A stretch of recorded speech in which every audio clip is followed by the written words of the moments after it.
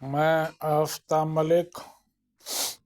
आज हम बात करेंगे मैनग्रोव वेजिटेशन की। तो देखिए, मैनग्रोव वेजिटेशन को तमाम नामों से जाना जाता है। इसको कच्छ वनस्पति भी कहा जाता है, इसको टाइडल वेव वेजिटेशन भी कहते हैं, इसको डेल्टा वेजिटेशन भी कहा जाता है, इसको गरान वनस्पति के नाम से भी जाना जाता है। ये ऐसे पौधे होते हैं जो खारे पानी में उगते हैं, यानी जहाँ पर खारा जल या खारी कीचड़ होती है वहाँ पर ये उगते हैं। और दुनिया का सबसे बड़ा जो मैनग्रोव एरिया है वो हमारे भारत के ही पास है, और वो कहलाता है सुंदरबन डेल्टा। और डेल्टा वो जगह होती है जहाँ पर कोई नदी समंदर में गिरती है यानी मिलती है, वहाँ पर जो दलदली क्षेत्र होता है वो क्षेत्र डेल्टा के नाम से जाना जाता है। और ये सुंदरबन डेल्टा गंगा और ब्रह्मपुत्र जो नदियां हैं इनसे निर्मित है, और ये दुनिया का सबसे बड़ा डेल्टा है। और इसका नाम जो सुंदरवन है वो इसीलिए है कि इस डेल्टा में सुंदरी नाम का वृक्ष पाया जाता है जो मैनग्रोव प्लांट है। इंडिया में जो वर्ल्ड में टोटल मैनग्रोव वेजिटेशन है, इंडिया में उसका 3% वेजिटेशन लगभग पाया जाता है। अब पूछते हैं कि ये जो मैनग्रोव वेजिटेशन है इसकी क्या विशेषताएं हैं। तो इसकी एक विशेषता तो यह है कि इस वेजिटेशन में इन इस क्षेत्र में उगने वाले जो पौधे होते हैं उन्हें खारी या साल्टी पानी या उस भूमि को सहन करने की क्षमता होती है। दूसरी विशेषता यह है कि ये जो आपका मैनग्रोव वेजिटेशन है ये चूंकि बहुत डेंस होता है, लिहाजा जो सी कोस्ट होता है उसको सुरक्षित रखता है। जो भी ज्वार भाटा आता है या सुनामी आती है, चक्रवात आते हैं, उस टाइम ये तट की रक्षा करता है और तट को कटने से बचाता है। इसके अलावा ये जो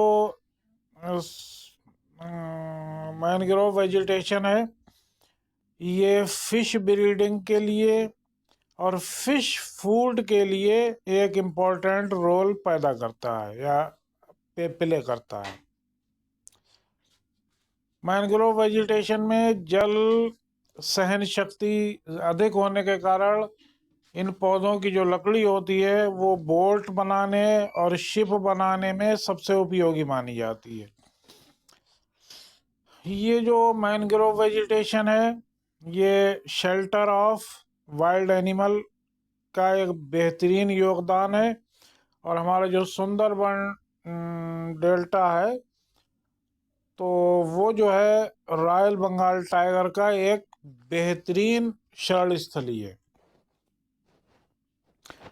ये जो मैनग्रोव प्लांट्स होते हैं उनमें दलदल के ऊपर को उनकी जड़ें निकल आती हैं जो कहलाती हैं एरियल रूट्स, वायवीय जड़ें।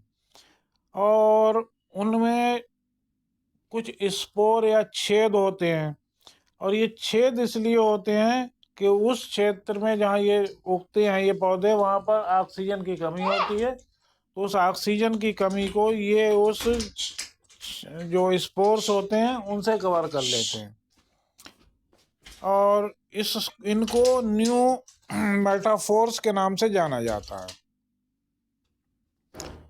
एक मैनग्रोव वेजिटेशन की विशेषता यह है कि इनके जो फल होते हैं उस फल में जो बीज आते हैं वो बीज पेड़ पर ही उन बीजों से जर्मिनेशन हो जाता है। क्यों? इसलिए कि अगर वो बीज ज़मीन में गिरेंगे तो वो खारी पानी होने की वजह से वो बीज सड़ जाएंगे। लिहाजा उनमें जर्मिनेशन पेड़ पर ही हो जाता है। वो जर्मिनेट होके जब वो गिरते हैं तो उनकी जड़ें उस कीचड़ को पकड़ लेती हैं और प्लांट डेवलप हो जाते हैं। और ये उनका जो फिनोमेना है ये कहलाता है जरायुज। लेकिन अब वो आज जो मानव एक्टिविटीज़ हैं या जो गतिविधियां हैं, उन गतिविधियों की वजह से ये वेजिटेशन या मैनग्रोव वेजिटेशन जो है उसमें डिक्लाइन है या हिरास है। और उनमें एक तो मानवीय गतिविधियां हैं, इसके अलावा जो मैनग्रोव वन है उनका कटाव बहुत होने लगा है, उसकी वजह से भी ये कम होने लगे हैं। इनके हिरास होने की एक वजह है जो ऑयल स्पिल है या जो तेल का रिसाव है, जो ज़्यादा तेल रिस जाता है उससे इन इन पर बैड इफेक्ट होता है। खनन भी यानी माइनिंग भी इनके डिक्लाइन की एक वजह है। उद्योग भी इनके डिक्लाइन की एक वजह है। जो जलीय कृषि है, सुंदरवन एरिया में जो धान वान की खेती की जाने लगी है, वो भी इनके डिक्लाइन की एक वजह है। हम जो केमिकल फर्टिलाइज़र का जो फसलों में इस्तेमाल करते हैं वो भी इनके डिक्लाइन या हिरास होने की वजह है। कीटनाशकों का प्रयोग भी इनके हिरास होने की वजह है। और जो वेस्टेज है हमारा कूड़ा कचरा, उसकी वजह से भी ये मैंग्रोव वेजिटेशन जो है वो हिरास या डिक्लाइन के कगार पर है। आज के वीडियो में इतना ही। बाकी नेक्स्ट वीडियो के लिए वेट कीजिए।